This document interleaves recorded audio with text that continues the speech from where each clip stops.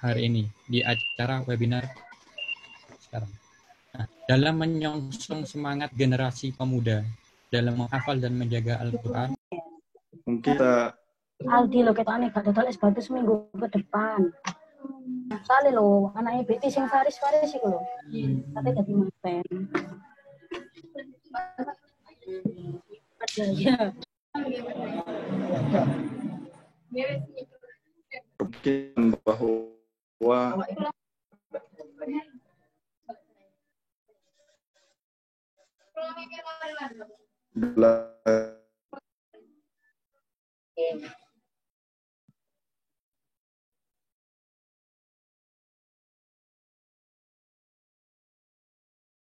ini yang melalui Al-Quran, melalui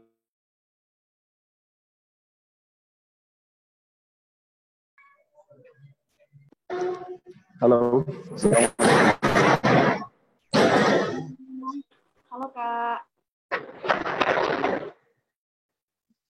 Halo. Bisa didengarkan ya? Iya Kak bisa. Bisa, Mas. Tadi agak putus nyambung gitu Kak.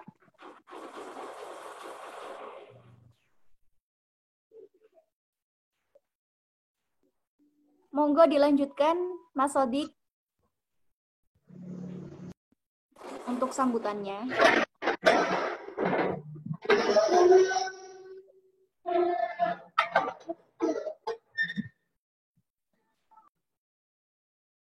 Iya. Mungkin bisa saya lanjut ya? Iya Mas, monggo.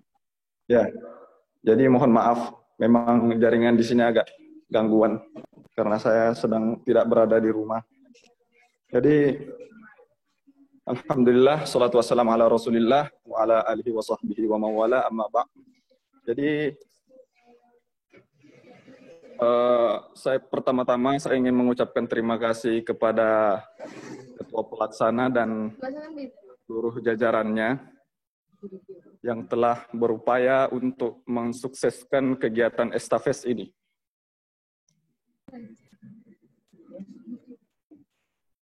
Agak macet tuh.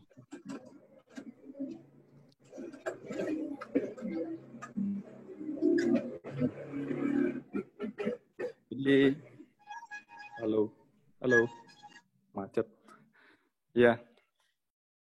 Jadi alhamdulillah meskipun dengan beberapa kendala seperti mungkin kendala yang paling umum adalah jaringan, tetapi saya sangat berterima kasih kepada Mas Ketupel dan teman-teman yang lainnya sehingga acara kegiatan Estafes melalui online ini bisa terlaksana dengan baik. Selanjutnya yang saya hormati kepada para pembimbing, para pemateri yang insya Allah akan membawakan materinya dengan baik. Dan tak lupa juga kepada para peserta atau para audien yang insya Allah dirahmati oleh Allah. Jadi acara Estafes ini merupakan sebuah acara yang di mana targetnya ke depan bagaimana anak muda milenial ini bisa semangat dalam mengaji dan mengkaji Al-Quran. Karena Al-Quran itu adalah sebagai landasan keilmuan. Jadi Al-Quran adalah sebagai landasan awal mula dari segala macam ilmu itu semua berada dalam Al-Quran. Disebutkan dalam surah Al-Jin. A'udzu billahi minasyaitonir rajim. Bismillahirrahmanirrahim. Ya ma'syaral jinni wal insi in istata'tum an tanfudhu min aqtaris samawati wal ardi famfudhu la tanfudhuna illa bisultan. Jadi di situ dikatakan, hai para manusia dan jin, jika kamu sanggup menembus penjuru langit dan bumi, maka lintasilah hal-hal yang ada di bumi maupun di langit. Niscaya kalian tidak akan melintasi hal-hal tersebut kecuali dengan kekuatan. Nah, kekuatan yang dimaksud oleh para ulama di sini yaitu adalah ilmu. Jadi maka dari itu kita mengadakan sebuah kegiatan estafes ini bagaimana kita mengaji dan mengkaji Al-Quran sebagai landasan keilmuan. Jadi mungkin hanya itu saja yang ingin saya sampaikan kepada teman-teman sekalian. Kurang lebihnya mohon dimaafkan. Wabillahi taufiq wal hidayah. Assalamualaikum warahmatullahi wabarakatuh. Waalaikumsalam warahmatullahi wabarakatuh. Terima kasih kepada Mas Sodik atas sambutannya. Ya, meskipun tidak berada di rumah, tapi luar biasa sekali ya. Oke, untuk selanjutnya, sebelum kita masuk ke acara inti nih teman-teman, alangkah baiknya yuk kita jargon dulu biar lebih semangat, oke? Nah, buat teman-teman, untuk sobat Fester dan juga sobat Qur'ani bisa ikutin saya ya. Kalau semisal saya bilang, ini untuk yang pertama adalah jargon UPTQ. Kalau saya bilang, salam UPTQ, teman-teman jawabnya, kuliah yes, ngaji yes, aktivis yes. Oke, bisa dicoba kan semuanya? Bisa. Bisa ya, oke kita mulai. Salam UPTQ. Kuliah Kuliah yes, yes, ngaji yes, yes, aktivis yes. Oke. Nah, untuk jargon yang kedua yaitu adalah jargon estafes. Kamu lagi apa? Estafes, kalau saya bilang estafes, teman-teman jawabnya face your life with Quran. Oke, bisa kan? Yuk, kita coba semuanya. Estafes, face your life with Quran. Wah, tadi lagi bisa dicoba ya. Lebih semangat dan juga lebih kompak lagi, oke? Estafes, face your life with Quran. Oke, beri aplaus untuk kita semua. Masya Allah, sangat luar biasa sekali ya. Antusias dari Sobat Qur'ani dan juga Sobat Fester pada malam hari ini. Nah, tentunya untuk acara selanjutnya yang kita tunggu-tunggu dan kita nantikan yaitu ke inti acaranya ya. Oke. Untuk selanjutnya adalah materi kita yang pertama dengan tema mudah menghafal di era milenial yang akan dibawakan oleh Ning Nadia Abdurrahman LC dan sekaligus juga akan dipandu langsung oleh moderator kita pada malam hari ini yaitu Kak Putri. Kepada Kak Putri dipersilahkan. Ya, terima kasih kepada host yang keren kita kali ini.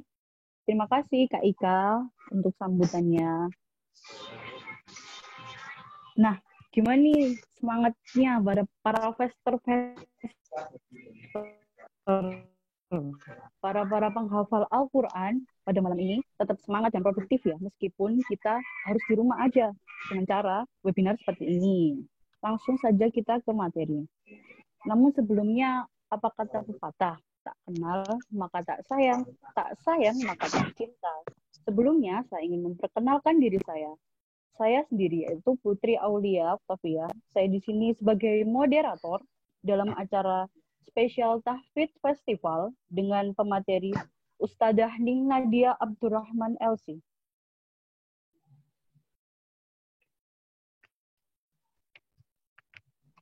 Berikut ialah CV oleh Ustadzah Ning Nadia.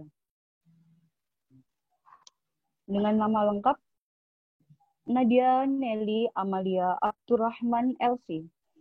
Tempat tanggal lahir Cirebon 17 Mei 1994.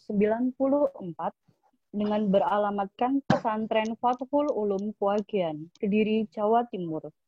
Riwayat pendidikan TK Islam Watoniyah Arjawinangun pada tahun 2000 hingga 2001.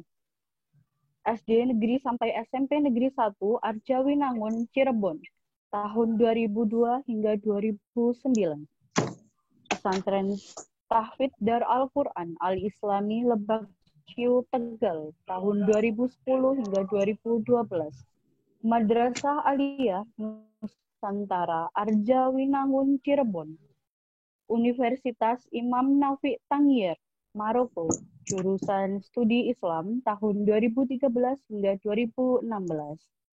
Khutab Hausah Ummul Mukminin, Tangier, Maroko, menghafal Al-Quran dengan metode Lauh tahun 2016 hingga 2017. Wah, subhanallah sekali ini.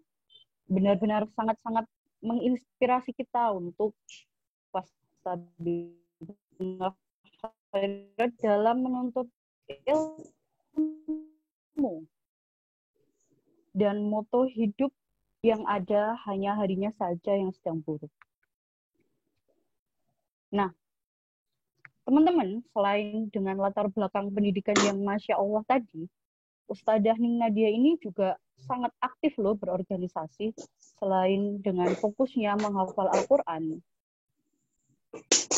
Pengalaman organisasinya yakni pengurus OSIS SMP Negeri 1 Arjawinangun 2008, bendahara PCI Nahdlatul Ulama Maroko tahun 2014, pengurus PPI Maroko Departemen Media Informasi tahun 2015, anggota panitia penyelenggaraan ibadah haji tahun 2017, PPIH Arab Saudi, sekretaris KJRI, yakni Kantor Urusan Haji Jeddah tahun 2017,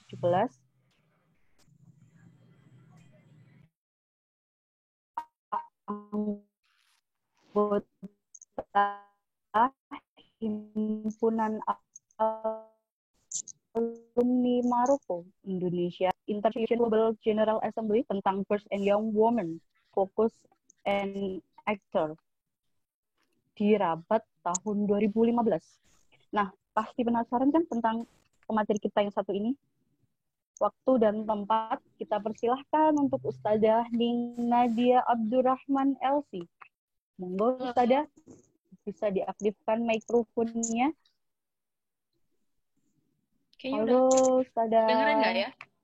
Udah aktif? Kedengeran? Sudah nih, kedengeran. Oh, Sudah iya. Ustazah. Oh iya, Ampun oke. nih. Kenal semuanya, halo. Ini udah sampai mana Halo. ngobrol-ngobrolnya? Halo Ustazah. Salam kenal ya.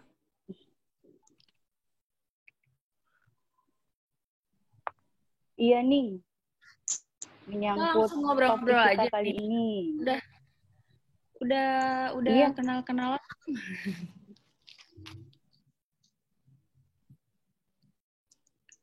Oh iya.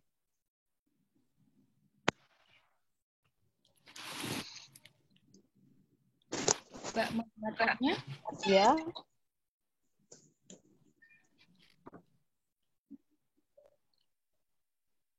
Putus-putus nih.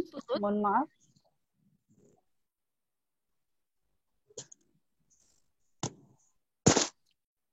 Nggak kedengeran jelas ya? Iya, ini sudah. Nih. Iya, kurang jelas sedikit aja nih. Aduh, mohon maaf ya di pedesaan.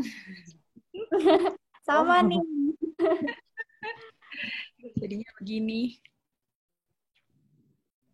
Udah, kita mulai dari mana ini? Nunggu Mbak moderator. Ya nih, kita langsung ke topik atau Nia mau selain pandang dulu? Nggak perlu kayaknya ya. Langsung aja. Mengingat kembali nih Ya, topik kita kali ini yang sangat keren-keren dari webinar kali ini yang pertama, yakni menghafal dengan metode Lauh. Nah, nih, kita semua sebagian kan pastinya banyak yang kurang tahu. Metode Lauh, apa sih itu metode Lauh? Metode Lauh itu yang berasal dari Maroko itu ya, Ning. Metode menghafal Al-Quran dari negara Maroko. Sebagian teman-teman mungkin tahu Maroko, negara Maroko yakni negara dengan pencetak penghafal Al-Quran yang menjadi standarisasi ketika hendak memasuki sekolah. Nah, menurut Ning sendiri bagaimana nih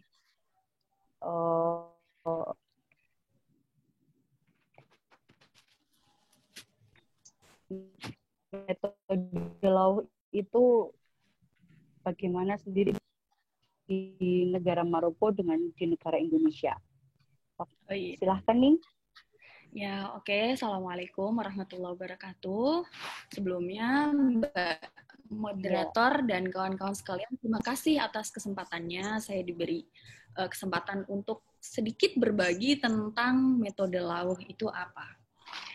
Nah, sekarang menghafal Al-Quran. Kita mungkin akan berbicara secara lebih umum dulu, lebih luasnya. Jadi menghafal Al-Quran itu, seperti yang kita tahu, menghafal Al-Quran itu memiliki banyak metode.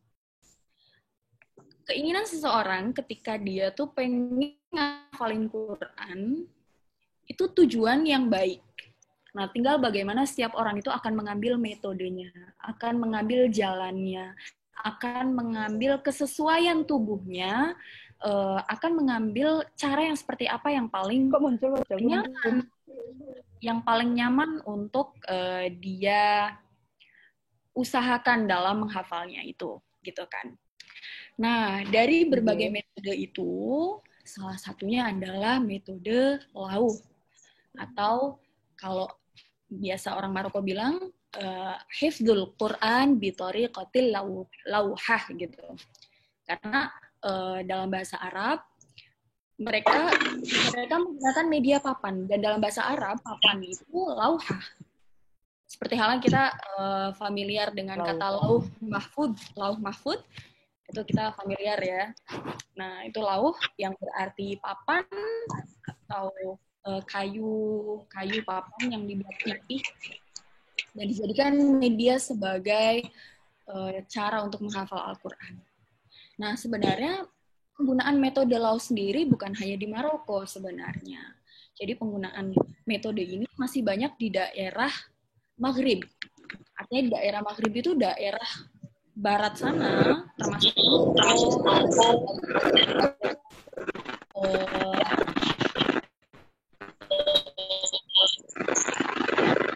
yang masuk ya, Tunisia dan juga Libya, terus negara lainnya kayak Mauritania. Nah, mereka masih menggunakan metode ini.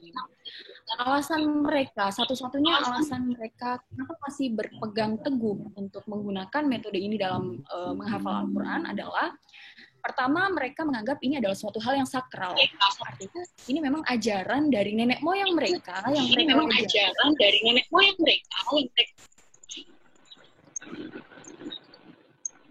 Mbak siapa ini ya? Mbak Ida mungkin bisa karena suaranya ini menggema. Oh. Oke. Pertama karena itu tadi ya, mereka menjaga kesakralan. Jadi memang itu sebuah ajaran dari nenek moyang mereka. Dan mereka menganggap bahwa itu adalah cara paling efektif dalam menghafal Al-Quran. Artinya mereka melakukan survei selama beratus-ratus tahun. Generasi mereka itu melakukan survei ke efektivitasan dari menggunakan metode Lauh itu sudah terbukti gitu. Makanya mereka nggak lirik-lirik untuk menggunakan metode lain. Nah, itu dia. kenapa alasan orang-orang Maroko dan orang-orang Tunisia, Aljazair dan sekitarnya masih menggunakan metode ini. Jadi itu sekilas tentang metode lauh. Metode lauh itu apa sih gitu? Metode menggunakan lauh, gitu aja singkatnya. Sebenarnya cuma gitu doang. Metode menghafal Al-Quran menggunakan lauh gitu. Nah sekarang apa sih perbedaannya metode-metode yang biasa dilakukan orang-orang di Indonesia atau di Malaysia, di daerah sekitar kita ya, dengan metode lauh? Apa perbedaannya gitu? Sebenarnya kembali lagi semua metode itu baik ya, semua metode baik, semua cara dalam menghafal Al-Quran itu baik. Yang membedakan hanya dalam metode lauh itu keterlibatan anggota tubuhnya lebih banyak. Maksudnya, ketika kita orang Indonesia menghafal Al-Quran dengan menggunakan mushaf, ya sekarang kita logikakan bahwa kita menghafal Al-Quran menggunakan mushaf. Sebelum menghafal biasanya kita baca dulu kan ya, baca. Setelah dibaca berkali-kali, nah baru kita coba ditutup mushafnya. Nah proses menghafal itu kan yang kita sudah kenal sejak lama di Indonesia ya. Artinya itu proses menghafal Al-Quran menggunakan mushaf. Kita kasih nama itu aja ya. Karena bingung juga mau ngasih nama metode menghafal Al-Quran di Indonesia gimana. Ya emang kita biasa pakai mushaf gitu kan. Yeah. Nah sedangkan bedaannya orang Maroko sendiri, mereka tidak menggunakan mushaf. Gimana sih kok ngafalin tapi nggak pakai mushaf gitu. Mungkin bagi sebagian orang kan, loh itu apa nggak takut salah? Kan kemungkinannya akan banyak gitu. Apa nggak takut salah? Apa nggak takut salah tulis? Apa nggak takut salah hafal gitu kan? Nah, cuman mereka punya sisi talaki. Jadi kalau teman-teman sering dengar ya, kalau di negara Timur Tengah biasanya mereka banyak ngaji talaki gitu. Artinya memang ilmunya memang disampaikan benar-benar dari gurunya, dari otak gurunya disampaikan ke otak muridnya gitu. Jadi secara talaki, secara langsung. Seperti halnya malaikat Jibril dengan Nabi Muhammad. Penyampaian Al-Qur'annya secara talaki, langsung gitu kan. Nah, mereka juga menjaga proses talaki itu. Jadi orang Maroko itu benar-benar tidak mengandalkan mushaf dalam menghafal Al-Quran. Artinya mereka nggak manja gitu, nggak sedikit-sedikit terus tiba-tiba langsung lihat mushaf lagi gitu. Nah, itu tadi pertama ada poin talaki yang mereka jaga. Jadi ustadz atau ustadahnya yang mengajarkan Al-Quran, yang membimbing hafalan Quran itu jelas berarti harus mutkin. Harus mutkin karena dia bertanggung jawab untuk memberikan materi secara talaki kepada muridnya gitu kan. Nggak mungkin orang yang belum lancar, belum mutkin hafalannya, terus dia main-main dalam bertalaki itu gitu. Nah itu. Jadi penyampaian hafalannya secara talaki pertama itu ya. Nah kedua yang disampaikan oleh ustadz atau ustadanya itu. Nah, dari situ akan ditangkap oleh pendengaran murid. Muridnya kan denger nih. Muridnya denger apa yang diucapkan oleh pembimbingnya. Nah, dari situ dia akan menangkap ayat itu tidak hanya ditangkap dalam otak dan pendengaran dia, tapi ditangkap dalam jenis tulisan. Jadi langsung ditulis, apa yang didengar tuh langsung ditulis gitu. Kalau kita biasa nyebut itu kayak didikte gitu ya. Didikte langsung ditulis, gitu. Nah, proses yang menurut sebagian orang yang tidak merasakan metode lauh itu, menurut mereka itu adalah proses yang panjang, proses yang lama, dan proses yang butuh ketekunan yang tinggi. Ternyata itu secara tidak disadari, orang-orang yang menggunakan metode ini lebih unggul dalam bernalar.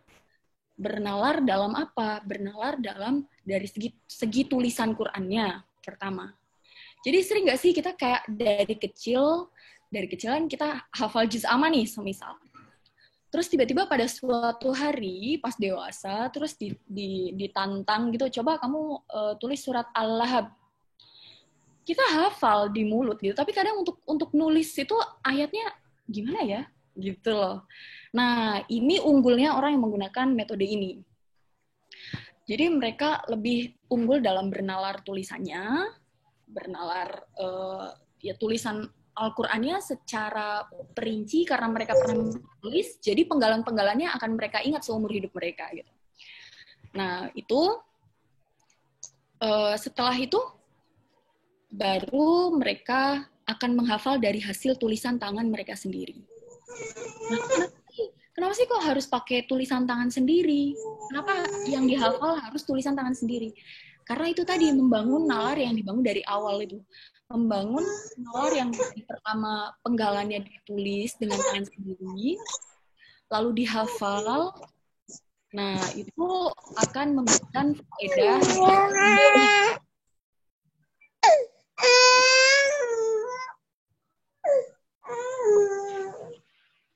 Ada yang nangis. Nah, itu ya. Jadi, perbedaannya sekali lagi itu pertama mereka menggunakan sistem talaki itu tadi dari otak ke otak. Dari otak ke otak. Terus kemudian yang kedua mereka menggunakan medianya adalah tulisan yang ditulis di papan kayu. Terus yang ketiga, mereka lebih melibatkan banyak anggota tubuh. Karena bedanya dengan kita yang memakai mushaf, kita nggak nulis, ya kan? Nah, itu minusnya. Iya, jadi minusnya di situ doang sebenarnya. Kembali lagi, semua metode tetap akan baik gitu. Terus setelah itu, nah mereka karena tidak cepat-cepat kembali ke mushaf, akhirnya mereka itu punya standar hafalan yang tinggi. Beda dengan kita ketika menghafal dengan mushaf dan mempunyai kemungkinan berkali-kali untuk membuka mushaf ketika lupa, akhirnya kita kayak sedikit-sedikit buka mushaf gitu. Iya, betul. Nah, kalau semisal orang Maroko gimana semisal lupa? Karena kita sesama manusia pasti sama-sama lupa ya. Nah, mereka gimana caranya kalau lupa? Mereka jadi caranya kalau lupa adalah cari ayat selanjutnya dengan cara tanya. Tanya ke temennya yang memang sudah hafal. Kalau semisal temennya yang satu nggak tahu lanjutan ayatnya, tanya lagi ke teman yang satunya. Jadi benar-benar dalam satu majelis itu tidak ada mushaf. Akhirnya membangun sugesti mereka bahwa kita memang harus menghafal dengan baik gitu. Sampai sekiranya kita tuh tidak cepat-cepat kembali ke mushaf untuk melihat kunci jawaban ayat setelahnya gitu. Nah, gitu ya, pahami ya. Terus setelah itu mungkin keunggulan lain dari metode Lau adalah kalau kita menghafal Al-Qur'an lalu hatam, itu kan hatam secara lisan. Tapi mereka punya 2 poin. Mereka hatam secara lisan dan hatam secara tulisan. Secara tidak langsung mereka menulis satu Al-Qur'an. Jadi mereka hatam mau lisan ataupun tulisan gitu. Nah, itu kan menambah kekuatan hafalan mereka tersendiri. Terus, nah karena biasanya orang Maroko itu setiap mereka selesai hatam yang pertama, mereka tidak akan selesai di hataman yang pertama. Artinya mereka seumur hidupnya tetap akan berkonsisten untuk, ya seperti halnya kita, orang yang ngafalin dengan mushaf juga, kita juga berkonsisten seumur hidup kita untuk deres gitu kan. Untuk mengulang hafalan kita selalu, terus-terusan. Nah, tapi kalau mereka selain berkonsisten untuk menderes hafalannya, berkonsisten juga untuk selalu menulis Quran yang mereka hafal. Gitu. Jadi, biasanya orang yang sudah hafal dengan menggunakan metode Lau, mereka nulis Quran terus gitu. Tujuannya memang untuk mendobitkan atau untuk menguatkan hafalan mereka. Gitu. Itu sih sebagian perbedaan yang terlihat ya dari metode Lau dengan metode yang lainnya. Sebenarnya di Indonesia juga banyak metode-metode unggulan, kayak semisal ada program 6 bulan hatam Quran atau 10 bulan hatam Quran. Biasanya di pesantren-pesantren sudah banyak yang menerapkan metode itu gitu. Nah, cuman dengan metode itu, metode yang semisal dalam jangka waktu dia 6 bulan hatam, dia kan tidak boleh berhenti sampai di situ karena butuh untuk mengulang kembali gitu. Jadi pada intinya setiap metode akan punya keunggulannya masing-masing, punya jalan kebaikannya masing-masing, termasuk metode yang kita punya di Indonesia gitu. Jadi dengan adanya metode Lauh, dengan kita mengenal metode Lauh, bukan berarti metode kita itu tidak bagus, bukan. Metode kita juga bagus gitu. Metode kita juga bagus. Nah, faedahnya kita ketika mengetahui banyak informasi adalah kita akan lebih bijak dalam mengambil langkah kita gitu. Nah, jadi artinya kita mengetahui metode-metode lain adalah agar kita lebih bijak dalam mencari metode apa sih yang paling cocok dengan tubuh kita. Kan sebagian orang itu ada yang semisal dia nggak biasa dalam menghafal secara Suatu dibaca kayak gitu, dia kayak merasa susah banget. Tapi ketika dia dengar murotal, dia cepat hafal. Nangkap. Nah, itu memang nggak salah. Setiap orang bahasa tubuhnya masing-masing gitu kan. Nah, mungkin dari situ dengan seseorang tahu banyak metode, dia bisa ngambil yang baik-baiknya dari metode ini diambil, lalu disesuaikan dengan tubuh kita masing-masing, mana yang paling cocok nih gitu. Ada juga yang mereka merasa lebih mudah hafal ketika menulis, maka ambillah metode Lauh ini gitu. Karena ada ungkapan yang mengungkapkan bahwa kita itu ketika menulis sesuatu, mau itu hafalan Quran, ayat Quran, atau pelajaran, atau apalagi hafalan nadom, itu ketika kita selesai dari proses menulis, seolah kita sudah melalui proses setengahnya menghafal. Jadi hanya perlu setengah jalan lagi untuk melancarkan hafalan itu gitu. Nah, untuk meyakini hal itu memang harus dilakukan percobaan dalam diri kita. Coba deh bedanya kalau ngafalin yang dibaca sama ngafalin yang ditulis gitu. Mana sih lebih nyaman mana gitu kan. Gitu. Jadi kok jadi panjang banget ya ceritanya. Kan padahal singkat tadi niatnya ya. Jadi nggak apa-apa ya, Masya Allah.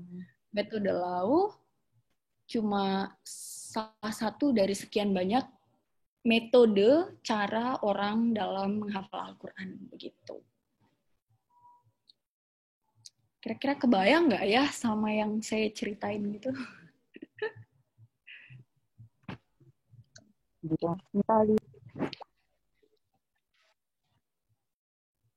Sudah dibayangkan kalau, gitu. Iya. Biasanya di YouTube udah banyak kok. Iya, banyak sekali tentang metode satu ini dari Maroko. Iya, betul-betul. Ini BTW teman-teman ini semuanya mahasiswi kah? Ya, peserta ini terdiri dari mahasiswa dan umum, Ustazah. Oh, gitu. Ya Allah, 90% dari kalangan mahasiswa. Dan semua menghafal ya, insya Allah. Insya Allah. Nah, Ustazah, tadi gimana? kita keasikan ngobrol tentang bagaimana sih menghafal dengan metode Lauh yang terkenal ini dari Maroko. Nah, selain cara menghafalnya, perbedaan qiraat Indonesia dengan Maroko itu ada nggak sih Ustazah? Dan gimana apa perbedaannya? Oh iya. Jadi saya sendiri secara pribadi, saya sebagai orang Indonesia merasa asing dengan qiraat yang dipakai di Maroko. Jadi pas awal berangkat ke Maroko itu ceritanya jamaah, loh kok yang ngimamin bacaannya beda gitu kan. Adaptasi.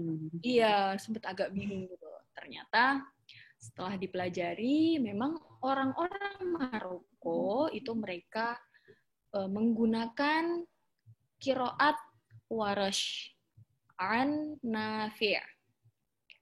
Jadi kalau kita pakai Hafs ya, Hafs an Asim, kalau mereka pakai Warash an Nafi'. Sebenarnya ini lebih masuknya lebih ke pembicaraan qiraah sab'ah ya. Maksudnya ini tidak masuk ke metode lauh gitu. Cuman karena kebetulan orang Maroko menggunakan itu, jadi kita bahas sedikit. Nah, qiraat Warash sendiri salah satu dari qiraah sab'ah itu ya. Jadi dia setiap qiraat akan punya keunikan sendiri-sendiri. Artinya punya kaidah bacaan sendiri gitu. Nah, untuk qiraat Warash sendiri dia itu lebih terkenal atau lebih identik dengan madnya yang panjang. Jadi kayak contohnya mad jaiz atau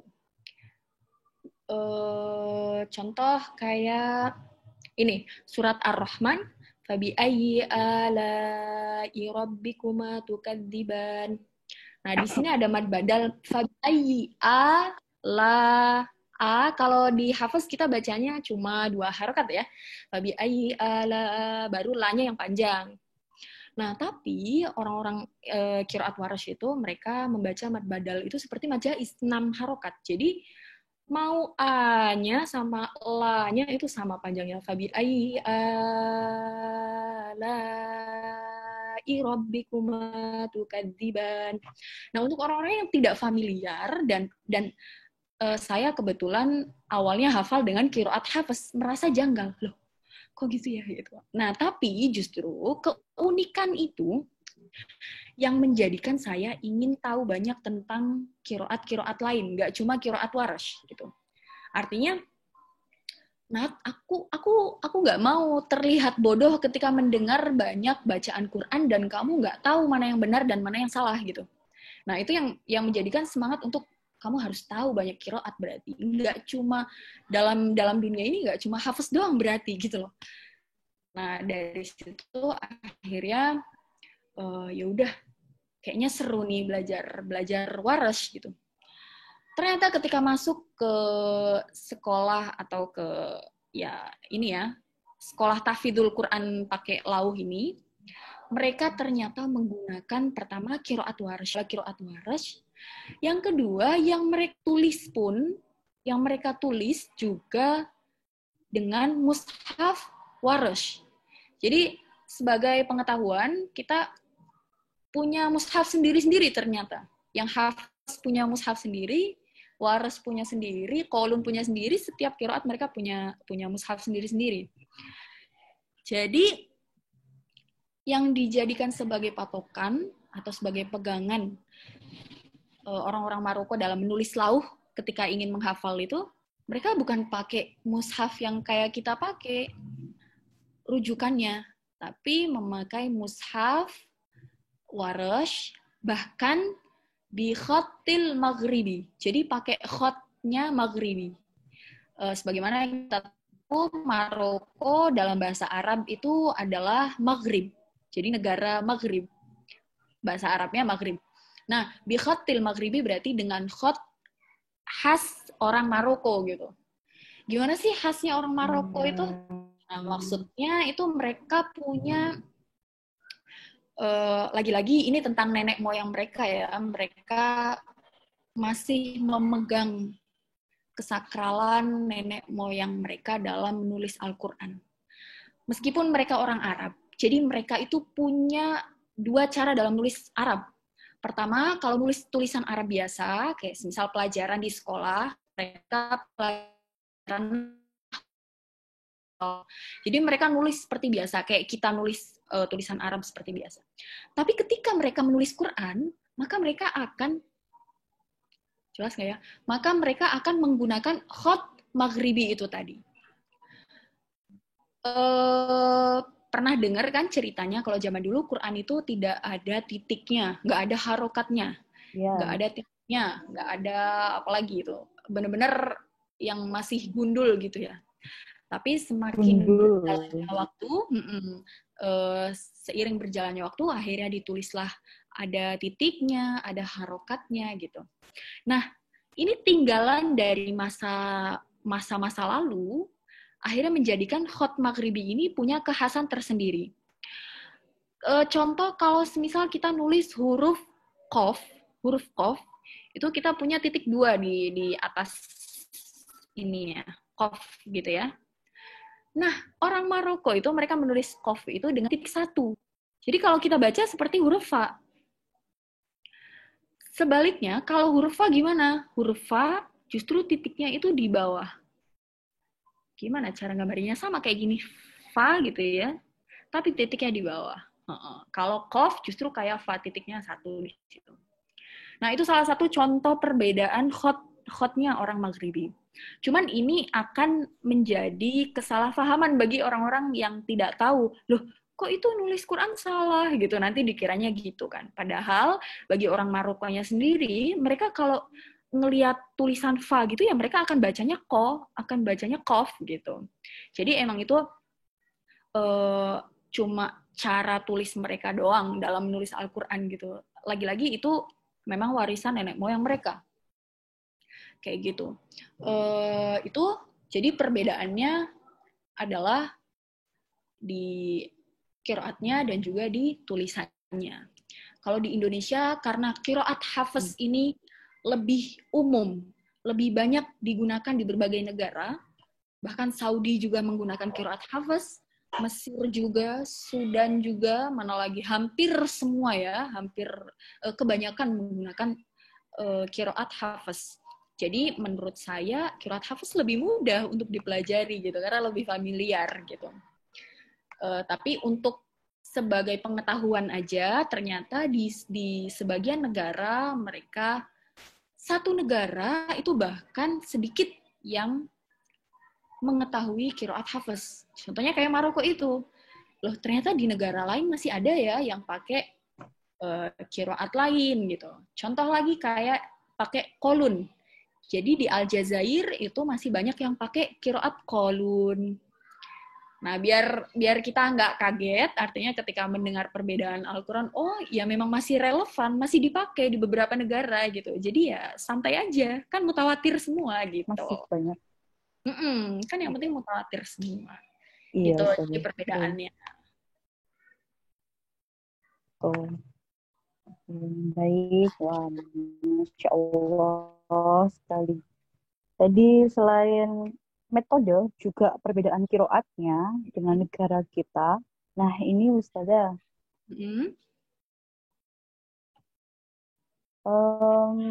Selain dua topik tadi, pengaplikasian. Nah, nih, gimana nih caranya, cara praktis Ustazah, tips-tips tertentu untuk mengaplikasikan itu ke masyarakat Indonesia, khususnya ke era milenial nih Ustazah. Kan banyak nih yang banyak alasan lah, entah itu males, entah itu mager, entah itu banyak sekali halangan pada era kita, era milenial yang katanya maunya yang instan-instan aja gitu. Nah, untuk khusus metode Ustazah ini gimana sih caranya pengaplikasian yang masyarakat kita yang serba ingin instan di era milenial tersebut, Ustazah?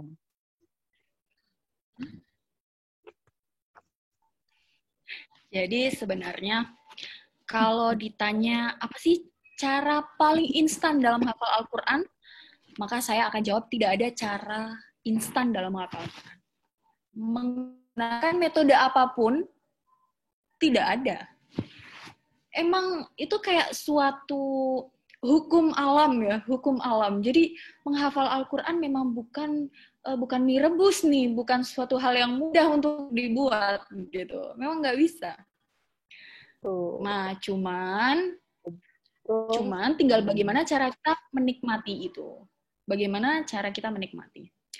Karena secepat-cepatnya menghafal Al-Quran, meskipun dia pakai metode yang 6 bulan hatam. Nah, itu dalam waktu selesai 6 bulan, dia akan harus mengulang kembali untuk program kemungkinannya lagi.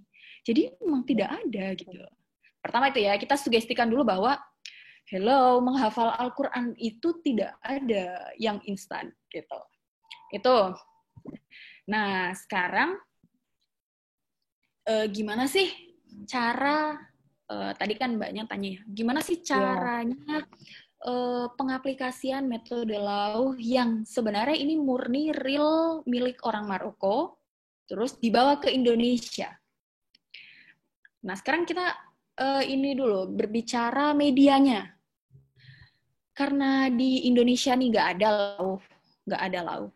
Mereka pakainya tuh tinta, nulis Lauh tuh pakai tinta hitam itu loh, tinta... Spidol Ustazah. Enggak, sebenarnya mereka nulisnya pakai kayu. Iya. Kayak bambu yang dibentuk jadi kayak pulpen, terus mereka tulin gitu loh ke tinta hitam, terus mereka tulis gitu. Nah, karena semua hal itu tidak ada di Indonesia, artinya kita bisa merubah media penulisan itu dengan pertama bisa pakai papan tulis. Atau kalau nggak ada papan tulis bisa menggunakan buku. Atau apalagi mungkin di HP itu mungkin bisa ya sambil nulis itu ada yang Samsung Note atau apa gitu ya. Iya, bisa buat sambil nulis gitu kan. Kenapa Komedia itu bisa diganti? Karena esensi yang diambil adalah proses menulisnya aja. Bukan artinya harus papan, bukan artinya harus Lauh itu gitu. Karena kita ambil esensi dari menulisnya aja, esensi dari proses menulis sehingga nalar, pendengaran, penglihatan, bahkan tangan juga ikut merasakan ayat-ayat yang akan dihafal gitu ya. Nah, itu cara penerapan di Indonesia, jadi bisa menggunakan media lain. Terus, sebagaimana kita tahu, setiap menghafal Al-Quran, semuanya ada ziyadah, dan ada murojaah. Ya, ini familiar ya, kita sering dengar ziyadah berarti menambah hafalan yang baru. Kalau murojaah berarti mengulang hafalan yang sudah dihafal, gitu kan. Nah, sekarang untuk dijadikan sebagai bayangan, kita bahas dulu yang metode Lauh. Jadi gimana sih yang membuat orang-orang menggunakan metode Lauh itu unggul hafalannya? Pertama, mereka ziyadah menulis itu, menggunakan metode yang ayatnya yang ditalakikan dari guru ke murid dan ditulis lalu dihafal. Nah, itu kan proses ziyadah ya, karena baru mereka hafal. Itu salah satu yang membuat mereka lebih kuat hafalannya. Nah, terus yang kedua, murojaah. Apa yang membuat orang Maroko mereka murojaahnya lebih kuat? Jadi, kalau kita murojaah biasanya gimana? Umumnya di pondok-pondok Quran itu biasanya mereka murojaah itu 1 hari 1/4 semisal. Terus disetorin 1/4. Atau semisal ada yang pakai metode kelipatan. Jadi per juz, setiap juz akan baca di mik atau akan disema gitu. Atau ada yang setiap 5 juz baru dibaca sekali duduk, maksudnya sekali duduk dibaca 5 juz gitu ya. Nah, orang Maroko sendiri mereka punya prinsip dalam murojaah adalah mereka akan murojaah ini akan mengejar ziyadah sampai ziyadah ini habis. Jadi mereka tidak rela untuk meninggalkan ziyadah sedikit pun untuk tidak mereka jadikan sebagai murojaah. Paham nggak maksudnya? Gini contoh mereka ziyadah udah sampai juz 10. Mereka ziyadah udah sampai juz 10.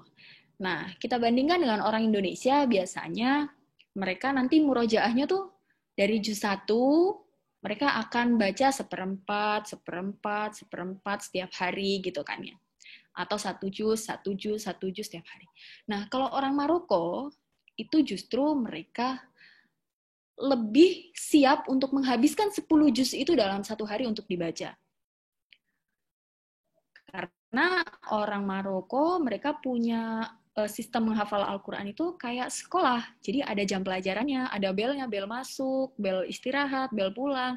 Jadi lebih akademis gitu ya, kayak benar-benar kayak sekolah gitu. Kalau di pondok Quran kan lebih, ya udah terserah kamu mungkin akan lebih nyaman untuk ngafalin malam atau pagi atau sore, terserah gitu. Tapi mereka enggak. Mereka benar-benar punya jam untuk mengulang hafalan itu, untuk murojaah itu. Nah, cara mereka untuk mengejar murojaah mereka agar mengejar ziyadah itu, jadi mereka baca bareng-bareng sama temennya nih. Misal dalam satu kelompok ini mereka ada 5 orang. Bisa terdiri dari 2 orang, mungkin bisa kita kasih nama teman semaan lah ya, kalau di Indonesia tuh ada teman semaannya gitu. 2 orang, 3 orang, 4 orang, atau 5 orang, mungkin idealnya 5 orang, karena kalau terlalu banyak akan sulit terkontrol. Nah, untuk beberapa orang itu, jadi mereka akan membuat lingkaran, terus mereka akan baca murojaah mereka bareng-bareng dari awal. Karena tadi kita contohnya 10 juz, jadi mulai dari juz 1, dari alif, lam, mim. Sekali lagi, mereka tidak kembali kepada mushaf, jadi nggak ada yang pegang mushaf. Mereka nggak ada yang pegang mushaf. Mereka mengandalkan hafalan masing-masing, duduk, berputar, bareng, terus mereka baca. Dari mulai juz 1, juz 2, juz 3. Nah, terus nanti kalau di tengah ada yang lupa gimana? Ya itu tadi, tugasnya, manfaatnya kita bareng-bareng mengulang hafalan itu biar ketika kita lupa, nanti teman kita yang ingat bisa ngasih tahu. Kalau teman kita yang ini lupa, satunya lagi bisa ngasih tahu. Kan ada 5 temennya gitu kan. Sampai semisal itu tuh benar-benar mentok, 5-5-nya nggak ada yang tahu, kelanjutan ayatnya tuh nggak ada yang tahu, baru kembali ke ustadz atau ustadzahnya, pembimbingnya, baru tanya. Nanti akan tanya, lanjutannya ayat ini apa ya? Gitu. Baru dijawab sama pembimbingnya, mereka lanjut lagi. Lanjut sampai 10 juz. Nah, orang Maroko ini terbiasa membaca satu hari 10 juz. Artinya mereka pulang dari madrasah Qur'aniyah itu dalam keadaan mereka tidak meninggalkan ziyadah yang tercecer. Karena ini masalah dari orang Indonesia, seringnya itu mereka itu ada ziyadah, ada murojaah, ada hafalan yang bobrok juga gitu loh. Jadi di antara keduanya ini akan ada hafalan, misal mereka hafal 10 juz, ziyadahnya juz 10, terus murojaahnya juz 1 sampai juz 5. Nah, ini ada yang bobroknya ini juz 6 sampai juz 9 nih. Nah, gitu kan. Itu kendala orang Indonesia, karena memang, ya nggak salah, memang metodenya orang Indonesia memang begitu gitu. Kurang mengejar ziyadah. Jadi murojaahnya kurang mengejar ziyadah. Nah, kalau orang Maroko lebih memilih untuk ya udah dihabisin, pokoknya dihabisin. Kalaupun misal mereka pendapatannya udah banyak, udah dapat 15 juz, kan nggak mungkin nih dalam satu hari mereka baca 15 juz, kan kasihan ya. Mereka akan berkonsisten untuk membagi 15 juz itu dalam mau 2 hari atau 3 hari, itu boleh. Jadi satu hari baca 5 juz. 1 sampai 5, besoknya 6, 10, besoknya lagi 11 sampai 15. Habis deh. Jadi mereka nggak punya tanggungan gitu. Ziyadah itu selalu mereka ulang. Nah, itu gambaran atau keunggulan metode murojaahnya orang-orang Maroko. Nah, sebenarnya ini suatu kebaikan, artinya kok bener juga ya orang Maroko gitu loh. Jadi saya secara pribadi pun ketika melihat orang Maroko melakukan hal itu, punya cara yang seperti itu, loh iya ya bener juga ya. Dulu kendalaku ketika mondok di pondok Quran di Indonesia, kendalanya pasti ada bagian-bagian yang bobrok, yang apa ya, aku kasih namanya bobrok aja, memang itu bener-bener kayak ngulang dari awal lagi gitu. Itu udah pernah dihafal, tapi bener-bener kayak ngulang dari awal lagi. Nah, itu maksudnya yang bobrok itu yang kayak gitu. Sedangkan orang Maroko nggak punya itu gitu. Orang Maroko memang semuanya terbaca. Jadi ketika mereka hatam 30 juz, di waktu yang sama mereka sudah bisa membaca 30 juz itu gitu. Nah, itulah sistem ya. Jadi karena metode itu sistem cara cara berjalannya menghafal itu mungkin ada cara-cara di Indonesia yang sedikit kita rubah agar lebih baik gitu. Jadi kita sangat mungkin atau sangat bisa menggabungkan metode yang kita punya, yaitu menggunakan mushaf dengan mengambil kebaikan-kebaikan dari metode lain, atau yang di sini contohnya metode lauh. Kita ambillah. Saya pribadi, kalau misal lagi males banget untuk mengulang hafalan, biasanya saya nulis, iseng-iseng nulis aja, karena itu tuh dengan tanpa disengaja tiba-tiba ya udah hafal gitu, tiba-tiba jadi inget, tiba-tiba jadi kebayang ayatnya gitu. Jadi dengan kita mengambil kebaikan dari metode-metode lain itu, harapannya adalah akan mempermudah kita dalam menghafal dan menutupi kekurangan-kekurangan yang selama ini ada di metode kita. Gitu.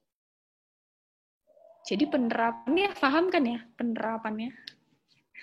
Yang sekarang kita lakukan sebenarnya bagus juga. Orang Indonesia kalau semisal ini di pondok Quran biasanya mereka pakai ini ya. Sistemnya 5 juz terus baca di mic. 5 juz baca di mic. Jadi kelipatan 5, 10, 15, 20 gitu. Nah, itu tetap harus dipertahankan gitu. Tetap harus dipertahankan. Tapi tidak salah ketika kita modif atau ketika kita tambahi dengan metode-metode yang lain yang baik gitu. Kira-kira tergambar nggak cara penerapannya?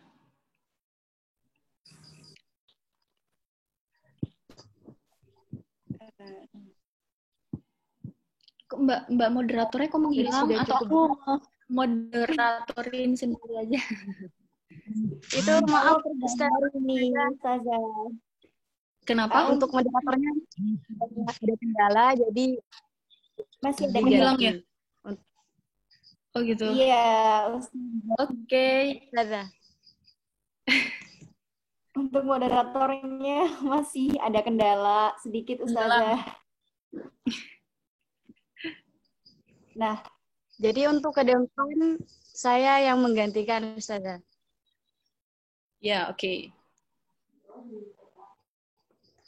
Kalau tadi sudah dijelaskan menurut Ustazah bagaimana cara pengaplikasian di Indonesia ya, dengan begitu penataannya. Kalau boleh tahu pesan Ustazah untuk pemuda. Kalau tadi kan untuk menghafal Al-Quran itu tidak instan seperti mie goreng gitu ya Ustazah.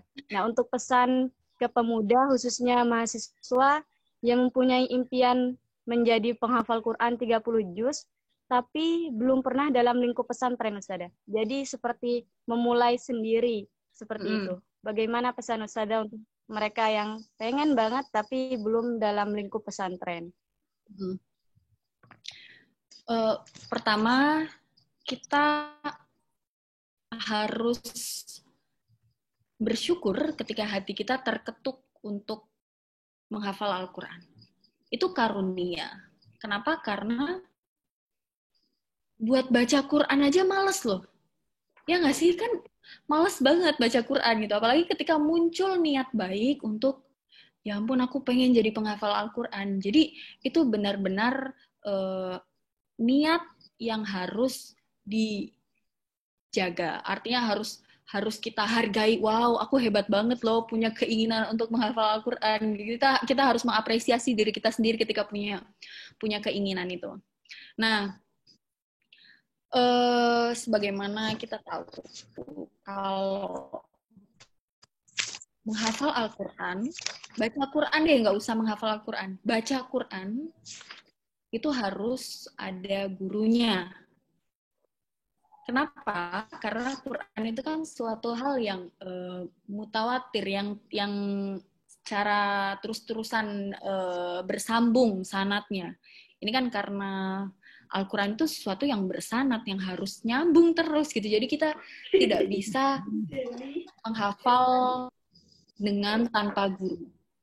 Pertama itu ya, kita tidak bisa menghafal dengan tanpa guru. Tapi ketika kita tidak punya guru, itu tidak menutup kemungkinan kita untuk memulai menghafal.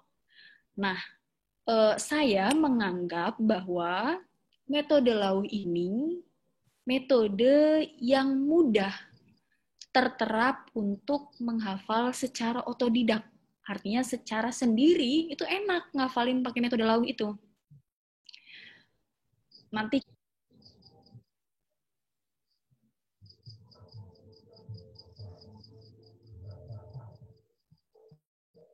itu ditulis gitu. Terus nanti bedakan kenikmatannya. Ini iklan ini. Nanti bedakan kenikmatannya. Nah, untuk memulai menghafal sendiri, menghafal dengan cara otodidak itu bisa sangat nikmat menggunakan metode Lau ini. Tapi dengan kita tidak melupakan sosok seorang guru. Artinya kita meskipun memulai menghafal dengan cara otodidak, tapi dalam hati kita bertekad, berniat untuk pokoknya saya harus nemuin guru untuk entah setelah lulus kuliah, ini karena mbak-mbaknya semuanya, mbak-mbak dan mas-masnya anak kuliahan gitu kan, ceritanya nih, anak kuliahan. Jadi kan mungkin kalau kuliah sambil mondok agak susah gitu untuk mendapatkan guru menghafal Al-Quran. Kalian tetap bisa kuliah dengan memulai menghafal Al-Quran. Ya udah, ngafalin aja sendiri, ngafalin sendiri. Tapi jangan berhenti sampai di situ. Artinya jangan berhenti dengan hafalan yang dihafal sendiri aja. Tetap harus punya keinginan, aku pengen nyetorin hafalan ini ke salah satu guru. Atau salah satu teman yang memang hafal Quran, atau tetangga yang hafal Quran. Banyak banget cara untuk mendapatkan guru. Artinya meskipun dengan tidak masuk ke dunia pesantren, biasanya di daerah sekitar tuh pasti akan ada orang yang gitu. Nah, mungkin itu bisa dijadikan sebagai guru. Karena kendalanya orang-orang yang kuliah kan mereka karena susah sambil. Waalaikumsalam. Karena mereka kendalanya susah untuk mencari guru dalam menghafal Al-Quran gitu. Susah mondok, susah susah hafalannya di situ. Tapi itu tadi dengan tidak adanya guru ketika kuliah tidak menutup kemungkinan teman-teman untuk memulai hafalannya secara otodidak. Mungkin akan bosan ketika menghafal otodidak dengan cara pakai mushaf. Saya pribadi itu merasa bosan. Tapi mungkin pakai metode Lau ini menjadi cara lain yang lebih nikmat dalam menghafal Al-Quran secara otodidak itu. Jadi kalau hari ini mulai muncul niatan untuk menghafal Al-Quran, ya berarti mulai hari ini. Mulai hari ini untuk menulis Al-Quran dan menghafalnya. Gitu. Nah, itu nggak pesan sih sebenarnya, Mungkin kalau pesannya gini. Proses menghafal Al-Quran. Ini kita berbicara secara umum kehidupan ya, nggak cuma tentang menghafal Al-Quran. Berbicara secara umum kehidupan. Kalau teman-teman baca, kalau teman-teman lihat di CV itu, gayanya sih di situ nulis ada motonya sebenarnya dalam kehidupan ini tidak ada kehidupan yang buruk, tapi hanya harinya saja yang sedang buruk. gitu. Mungkin kalau yang belum baca bisa dicek nanti di pamfletnya. Nah, itu saya ambil dari proses menghafal sebenarnya, tapi saya analisa memang itu untuk seluruh kehidupan secara umum gitu. Kadang kita dalam kehidupan ini ketika menemui suatu hari yang sumpek, suntuk, bosen, pokoknya muak dengan satu hari itu, terus tiba-tiba kita akan menyimpulkan dengan begitu cepat, kenapa sih kehidupan ini begitu, kan jadi bucin kan? Kenapa sih kehidupan ini begitu, sebenarnya putus cinta hari ini, lalu kita merasa kalau kehidupan itu seluruhnya buruk gitu. Nah, yang perlu harus kita sadari dan kita tanamkan adalah, Nat, hanya hari itu saja yang buruk. Coba deh tidur, besok nanti pasti akan lebih baik. Nah, maksudnya ini menghafal Al-Quran juga sama. Kadang nanti dalam proses menghafal Al-Quran, itu kita akan menemukan hari-hari buruk dalam menghafal. Nah, hari-hari buruk yang kita temui dalam menghafal ini, jangan menjadikan kita itu dengan cepat menyimpulkan bahwa kenapa sih ngafalin Quran tuh susah banget gitu. Nah, itu kan kita seolah menyimpulkan hafalan Quran itu seluruhnya 30 juz itu susah. Padahal enggak. Padahal kebetulan cuma pas lagi halaman itunya aja yang lagi susah. Gitu loh. Karena seringkali setelah melewati halaman yang memang saat itu lagi susah, halaman besoknya atau halaman besok lusanya itu akan mudah. Misal banyak yang mirip atau banyak yang memang sudah sering kita dengar, atau misal kita menemui ayat kursi di halaman itu kan akan lebih mudah gitu. Jadi artinya saya mengajak teman-teman untuk kita tidak berhenti untuk melakukan proses menghafal kita hanya karena satu hari yang buruk, hanya karena satu halaman yang buruk. Sama halnya kalau secara umum, kita tidak boleh berhenti dalam proses belajar kita dalam kehidupan ini cuma gara-gara satu hari yang buruk, gara-gara putus cinta gitu. Satu hari putus cinta terus tiba-tiba merasa kehidupannya buruk semua gitu kan? Enggak kan? Jadi benar-benar ketika kita yakin atas moto hidup itu, artinya kita akan selalu percaya dengan hari esok itu akan lebih mudah. Ya udah nggak apa-apa, kalau sekarang bosen tidur dulu, besok pasti akan lebih mudah. Kalau besoknya nggak mudah, berarti besok lusanya. Jadi akan selalu terbangun optimisme yang besoknya aduh belum bisa nih, ya udah besoknya lagi pasti akan bisa gitu. Nah, itu juga bisa terterap dalam menghafal Al-Quran. Karena dulu pengalaman saya ketika menghafal Al-Quran, sama aja, kayak rasanya kalau ketemu ayat, biasanya kalau orang ngafalin Quran nih di ayat ya ayyuhalladzina amanu idza tadayantum. Itu satu ayat terpanjang di Quran. Letaknya ada di juz 3.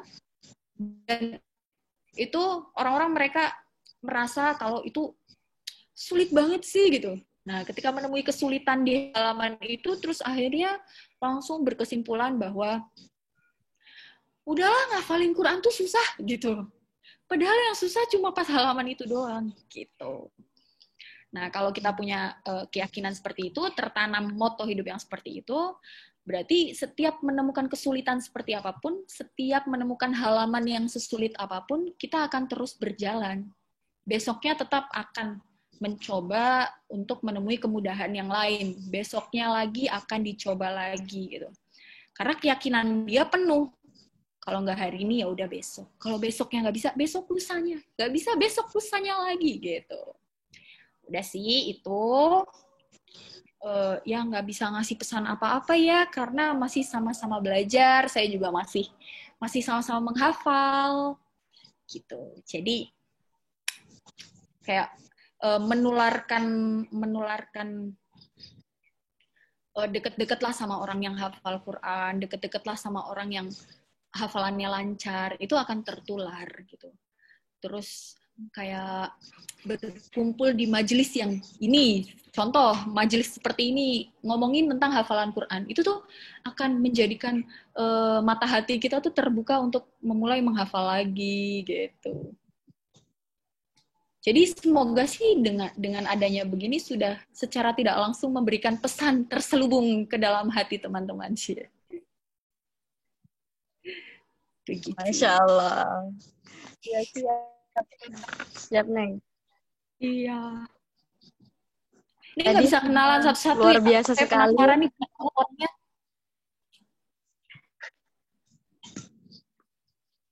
Nggak boleh Mau ya? kenalan satu-satu, Neng. Susah ya, nggak bisa. Sudah. Ya. Bingung ada berapa orang Ada ini? sekitar 80-an orang. Wow, gimana cara kenalannya?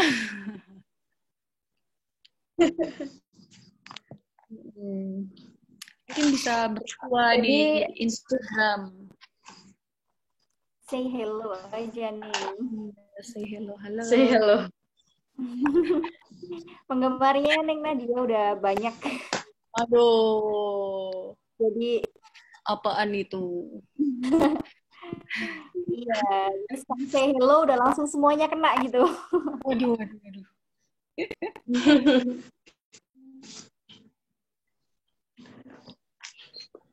Baik, Neng, tadi sudah disampaikan luar biasa penyampaian terkait bagaimana metode laut, kemudian perbedaan qiraatnya, serta tadi bagaimana penerapan di Indonesia dan pesan untuk anak muda yang mau menghafal.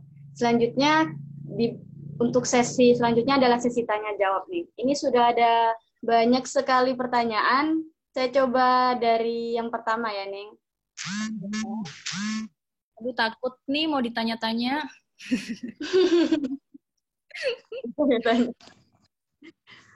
Untuk pertanyaan yang pertama, ngapunten Neng, untuk waktu yang dibutuhkan ketika menghafal Al-Quran dengan metode lauh, rata-rata berapa tahun, Neng? Matur sembah nuwun. Dari Maulidatus Zakiyah. Silakan, Neng.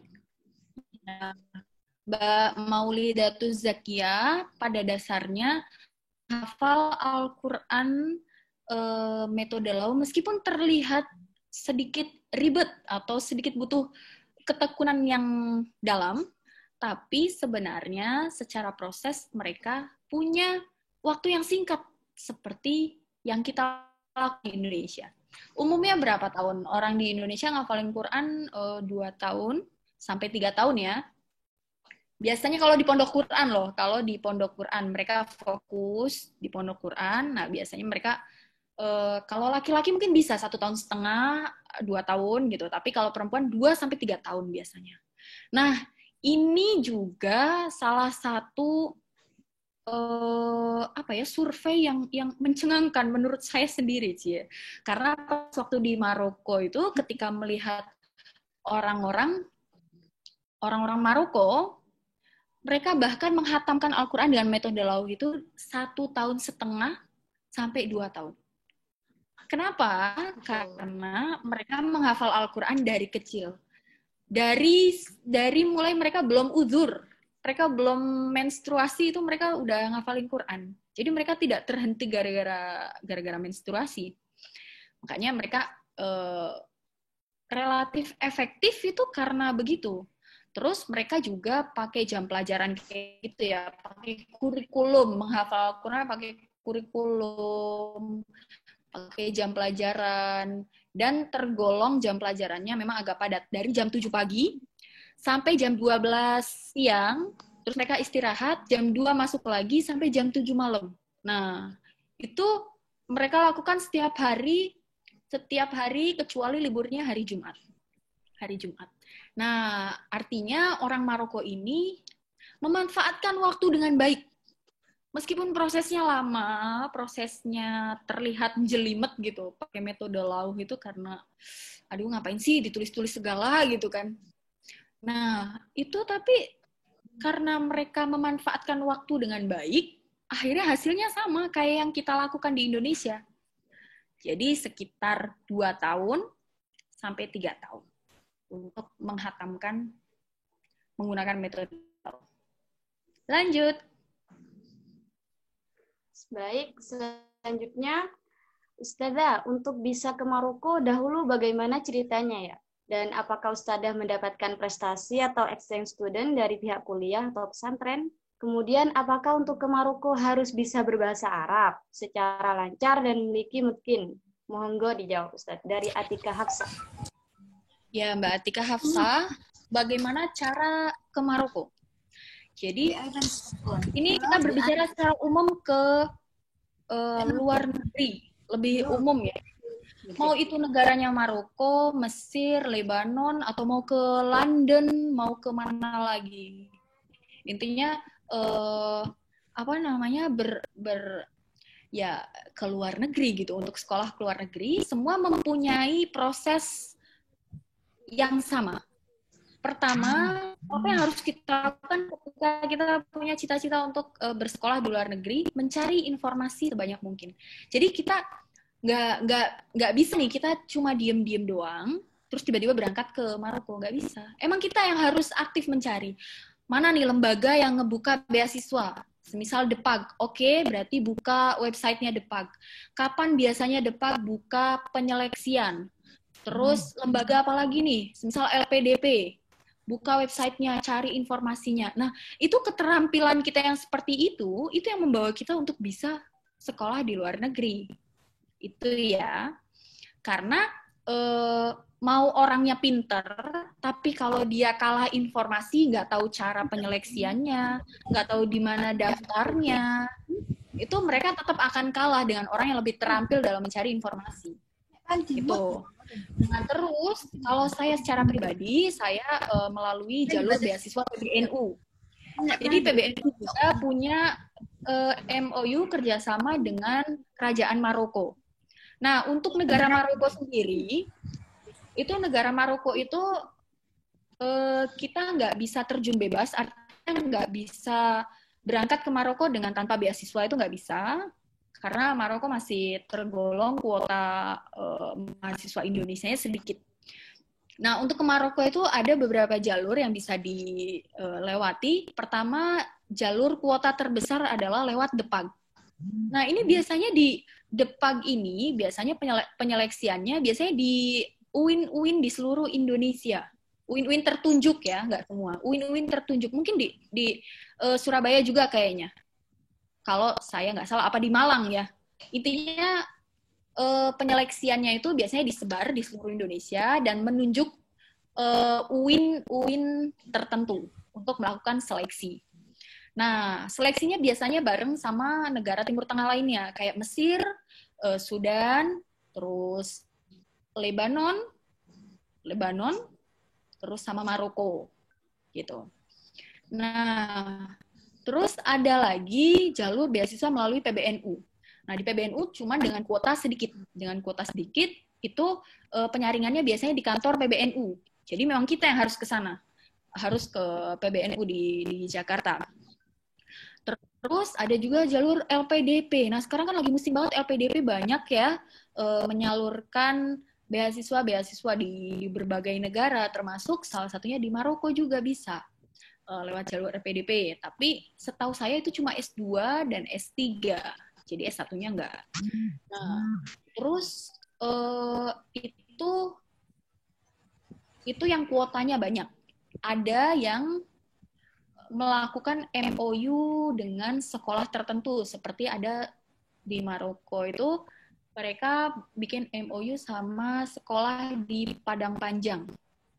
Itu salah satunya. Tapi kalau yang beasiswanya yang dengan kuota banyak, yaitu tadi Kemenak, PBNU, dan LPDP.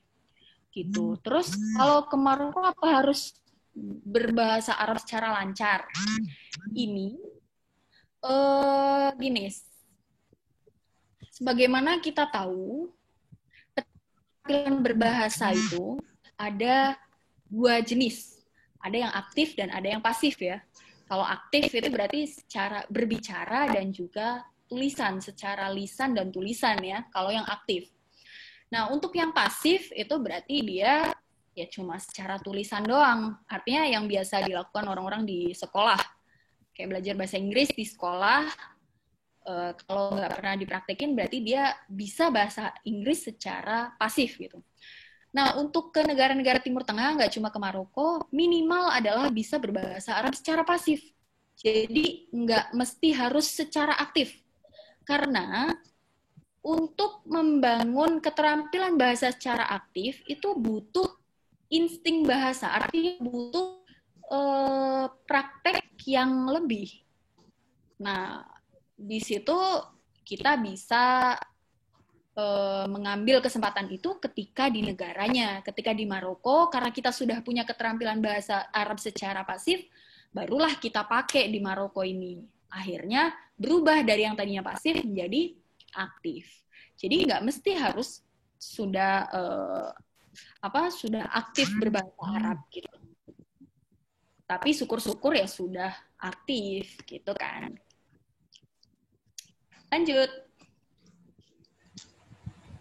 Baik, karena ini sudah malam, Neng, jadi kami batasi 2 pertanyaan lagi. Untuk pertanyaan yang lain akan secara langsung moderator sampaikan ke jenengan, kemudian nanti jawabannya kami share di grup peserta. Seperti itu, bagaimana, Neng?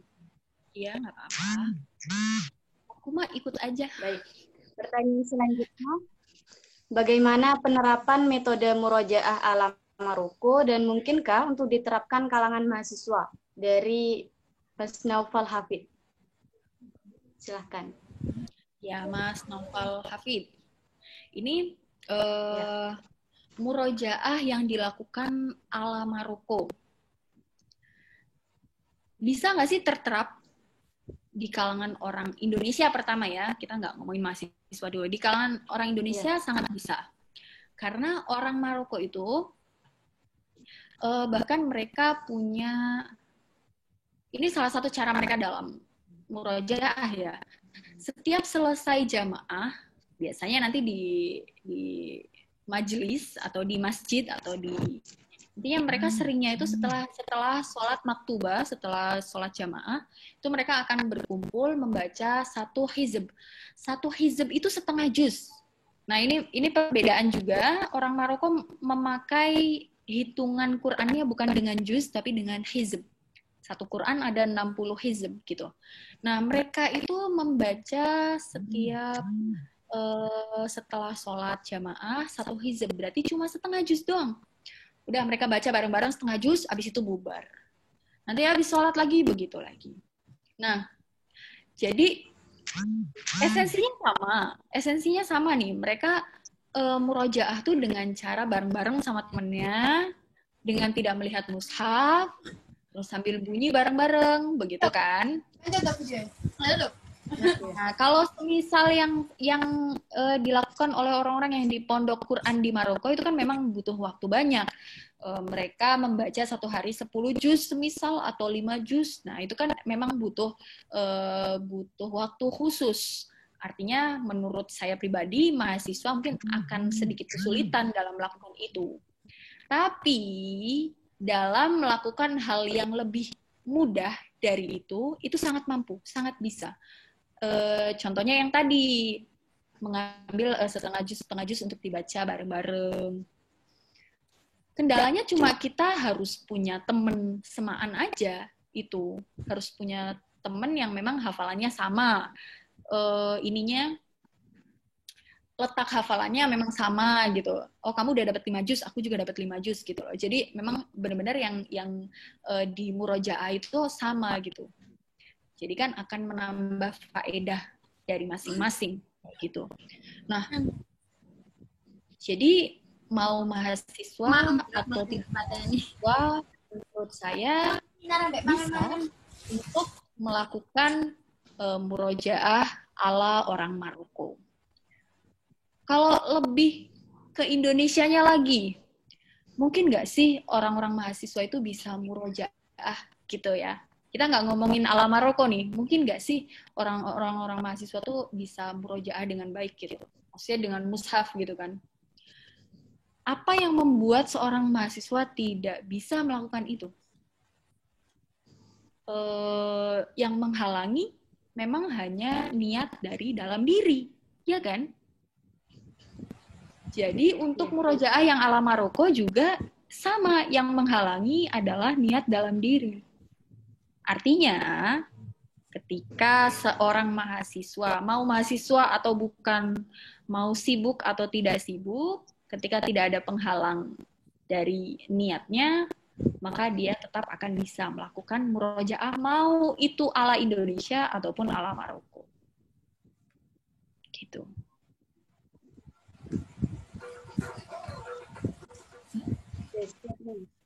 Kemudian pertanyaan yang terakhir. Tadi Ning Nadia bilang kesalahannya orang Indonesia ada hafalan yang bobrok. Kalau misal sudah terlanjur bobrok, bagaimana cara memperbaikinya menurut Ning Nadia sendiri? Ini dari Hilmi Labib. Ini pengalaman saya secara pribadi. Jadi ini saya membagi cerita untuk diambil kebaikannya ya, untuk diambil kebaikannya. Jadi ceritanya saya menghafal Al-Quran dengan menggunakan metode Indonesia awalnya. Sebelum ke Maroko, menghafal Al-Quran dengan metode di Indonesia. Setelah itu ngerasain tuh, yang bobrok-bobrok, hafal 30 juz, tapi yang depan kepegang, nanti yang belakang nggak kepegang. Atau yang tengahnya, pokoknya gitu, lari-larian, ya kan? Terus akhirnya bertemulah dengan sosok metode Lauhi ini. Cia, ketemu nih. Ketemu dan diajak untuk sama metode Lauhi ini diajak untuk memulai segalanya dari awal.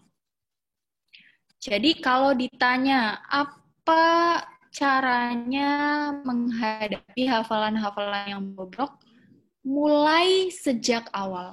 Artinya memang harus seperti awal ziyadah lagi. Kita tuh yang membuat sulit adalah kita menuntut hafalan yang bobrok itu pengen disamakan kualitasnya dengan hafalan yang memang itu sudah pernah terlalui gitu kan. Itu kan hafalannya udah pernah kita hafal. Kok kayak awal lagi gitu kan. Nah, kita kan menuntut hafalannya itu untuk berkualitas seperti sewajarnya hafalan yang memang pernah kita hafal gitu kan. Nah, tapi ketika memang kemampuan diri kita menghadapi hafalan yang bobrok itu seperti awal lagi, ya mulai dari awal. Tidak ada cara lain untuk menghadapi hafalan yang bobrok kecuali mulai dari awal. Artinya gimana? Mulai dari awal itu benar-benar yang kalau semisal memang kita butuh menghafalnya satu halaman lagi kayak awal, lakukan itu. Satu halaman lagi. Terus, kalau semisal dirasa satu halaman itu terlalu mudah lah, ya udah 2 halaman. Kalau lebih mudah lagi, 3 halaman. Nah, karena sesuatu yang masih nyantol gitu, masih tersisa di otak kita, biasanya akan lebih mudah kita hafal. Jadi, yang saya lakukan di Maroko, ketika mengulang hafalan saya, menulis seperempat. Bukan satu halaman lagi, seperempat. Nah, karena itu saya mengukur kemampuan saya, oh masih inget, ya udah berarti seperempat gitu. Nah, itu memang tahap yang harus dilalui ketika menghadapi hafalan yang bobrok. Kalau dulunya pernah kita kasih contoh juz 1 semisal. Juz 1 ini contoh semisal bobrok.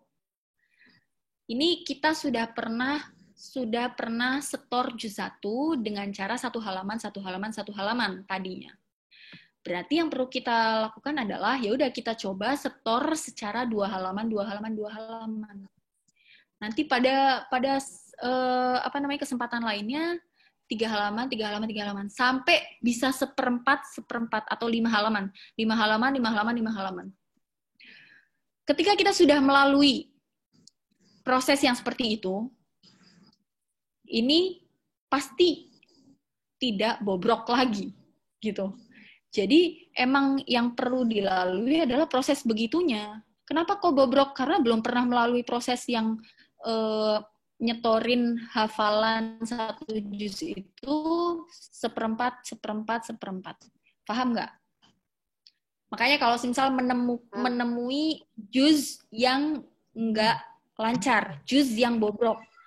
Aku kok juz 10 kok bobrok sih? Nah, coba tanyakan ke diri masing-masing, sudah berapa kali untuk mengulang setoran itu? Sudah kelipatan berapa mengulang setoran di juz itu? Kalau semisal diingat-ingat, oh iya ya, baru sekali doang, baru sehalaman doang, ya pantes gitu. Tapi kalau semisal sudah melalui seperempat, berarti kan 4 kali nih, seperempat, setengah juz, seperempat, jadi sejuz. Nah, itu kemungkinan bobroknya akan lebih kecil. Gitu.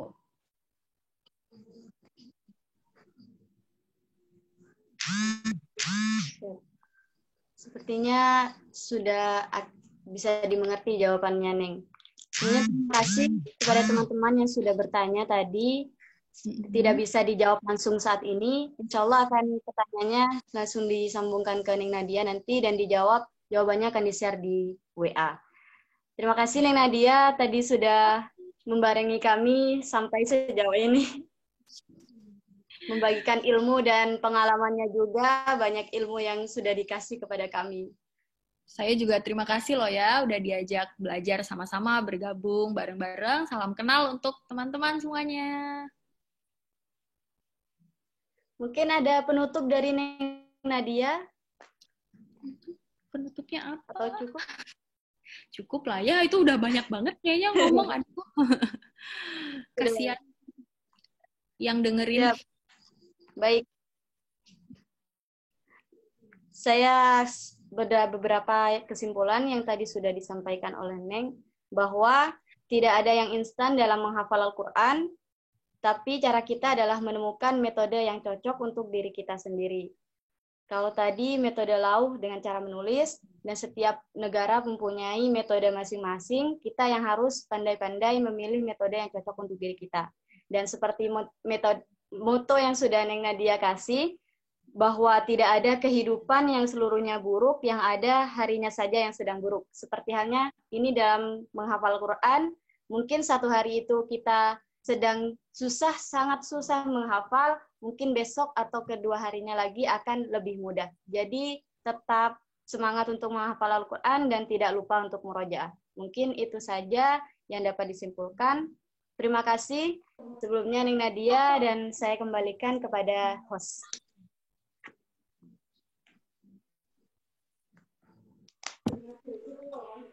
Alhamdulillahirrabbilalamin. Masya Allah. Sungguh luar biasa sekali ya untuk pemateri kita hari ini. Neng Nadia Abdurrahman, terima kasih atas ilmunya yang sangat bermanfaat sekali. Buat moderator kece kita, Kak Putri. Dan karena ada kendala sedikit, jadi digantikan oleh Kak Uul, yang nggak kalah kerennya juga tentunya. Nah, oke teman-teman, sesi selanjutnya adalah foto bersama pemateri nih. Nah, untuk teman-teman semuanya, mohon dinyalakan ya fitur video Zoom-nya. Nah, nanti untuk host Zoom bisa untuk screenshot. Oke, langsung aja. Kita pose semuanya dengan cara seperti ini ya. Ini gaya 30 juz UPTQ. Oke, bisa semuanya sudah? Gimana aku diajarin? Dengan gaya... Ya, gampang sekali ini. Jadi tangannya yang sebelah kanan ini. Gini, pose 30 juz. Bisa untuk screenshot. Kalau sudah, kita hitung sampai 3 ya. Untuk host Zoom, jangan lupa untuk screen layar. Oke, 1, 2, 3. Sudah? Sekali lagi ya. 1, 2, 3. Ya, sudah. Oke, terima kasih. Ini berasa anak kuliah lagi nih. Iya ini nih, ya Allah. Langsung kayak anak kuliah lagi. BTW teman-teman udah semester berapa? Rata-rata semester 4 ada yang masih punya ada juga semester 4. Oh, ada yang udah mau wisuda. Ya, oke, semangat. Ya, ada yang sudah mau wisuda nih. Oke, teman-teman semua.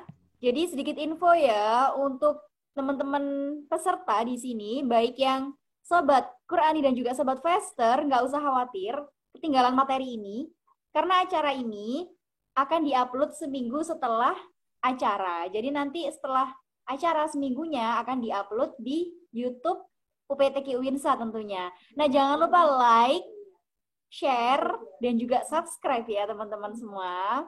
Dan jangan lupa juga untuk memfollow IG UPTQ Winsa. Nah, selanjutnya nih yang nggak kalah kerennya, itu saya ingatkan lagi untuk giveaway-nya. Buat teman-teman semua, gampang banget nih cara dapetin giveaway-nya. Gimana sih caranya? Nah, jadi Sobat Fester cukup dengan rajin mengisi Google Form evaluasi dari kami yang nantinya akan kami kirim di grup setiap selesai acara. Nah, selain itu, Sobat Fester juga harus rajin nih, hadir selama seminggu ini. Jadi ini kan acaranya seminggu ya. Ini baru hari pertama nih, hari pertama. Nah, jadi untuk seminggu ke depannya, untuk 6 hari ke depan, Sobat Fester harus rajin nih ketika ada udah mulai acara dan masuk ke pemateri. Oke? Karena giveaway-nya keren banget nih teman-teman. Al-Quran Al-Hufaz Cordoba. Siapa sih yang nggak mau dapet? Nah, pasti rata-rata mau dapet nih ya. Oke teman-teman. Sebelum aku tutup, alangkah baiknya kita jargon dulu ya. Masih ingat nggak sih jargonnya kayak gimana? Kalau aku bilang salam UPTQ, teman-teman jawabnya kuliah yes, ngaji yes, aktivis yes. Oke, bisa semuanya? Halo? Bisa ya? Oke, kita cek sound. Salam UPTQ, kuliah yes, Aktivis aktif, mantap. Dan untuk jargon yang terakhir nih, jangan lupa Estafes, face your life with Quran. Iya, belum semangat nih, sekali lagi ya, sebelum aku tutup sekali lagi, oke? Estafes, face your life with Quran. Ya Allah, terus untuk kita semua.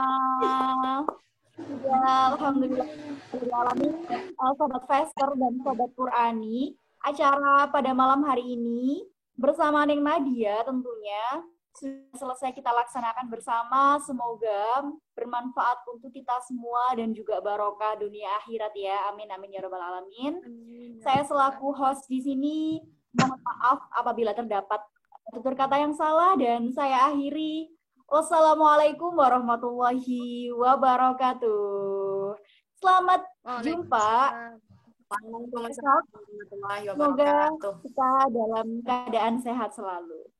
Amin. Waalaikumsalam warahmatullahi wabarakatuh. Saya kembalikan ke host Zoom.